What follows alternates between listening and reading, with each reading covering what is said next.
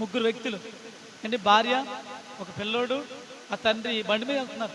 కాకినాడ ప్రయాణమే వెళ్తున్నారు తొండంగి నుంచి. వెళ్తా ఉంటే అది ఆ రోడ్డు కూడా ఎలాంటి రోడ్డు అంటే అది హైవేలో ఒకవైపు నుంచి వెళ్తే ఇంకొక వైపు నుంచి వచ్చి మళ్ళీ వేరొక వైపు నుంచి వస్తాయి.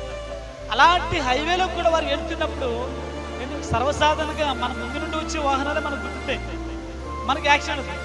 అలాంటి హైవేలో వెనక నుండి ఒకడు వేగంగా వచ్చి ఈ బండిని గుద్దాడు. ఈ బండి గుద్దిన వెంటనే రోడ్ సైడ్ తుప్పలోకి వెళ్ళిపోయింది.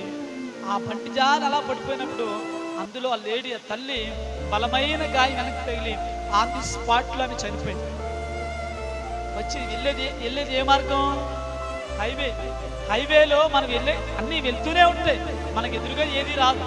కానీ అలాంటి మార్గంలో కూడా వారు చనిపోయారంటే నేనంటాను, అలాంటి మార్గాలు ఎన్నిసార్లు మనం ప్రయాణించలేదు, అలాంటి మార్గాలు ఎన్నిసార్లు మనం కాకినాడలో ప్రయాణం చేయలేదు, ఎన్నిసార్లు పిఠాపురం మనము గుంపుగా ఆటోల్లో ఎన్నిసార్లు ప్రయాణం చేయలేదు.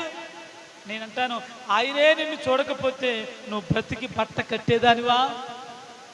ఆయనే నిన్ను చూడకపోతే నువ్వు ఈరోజు దేవుని మందిలో ఉండేవాడువా? అందుకే ఆగరంటుంది, నువ్వు చూచుచున్నా దేవుడవు. దేవునికి